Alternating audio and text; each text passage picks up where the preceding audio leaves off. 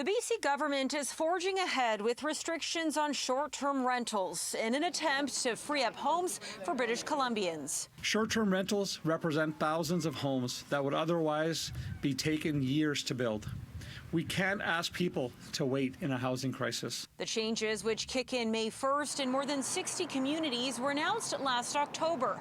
On Thursday, the province revealed more details. The biggest changes: short-term rentals will only be allowed in the principal residence of a host, and short-term rental platforms will be required to regularly share data with the province and remove non-compliant listings. Short-term rentals themselves are not the problem.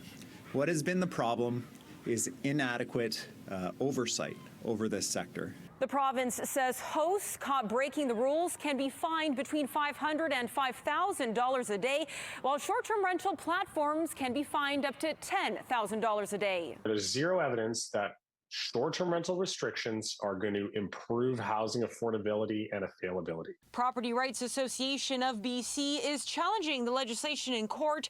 The group's director, who owns a short-term rental management company, says he supports going after illegal operators and bringing regulations around licensing and data sharing, but what we don't support is canceling existing contracts between hosts and guests. We don't support changing the Local Government Act to remove grandfathering of units. We don't support them shutting down licensed and lawful operating short-term rentals. And in a statement, Airbnb says in part, while Airbnb will be compliant, BC's new short-term rental law is going to significantly impact the province's tourism sector, taking extra income away from residents, limiting accommodation options for guests, and potentially putting at risk billions in tourism spending and economic impact. We have a responsibility to ensure that the housing market is fair and working for people and not for speculators. The province says figures from March suggest more than 19,000 entire homes in BC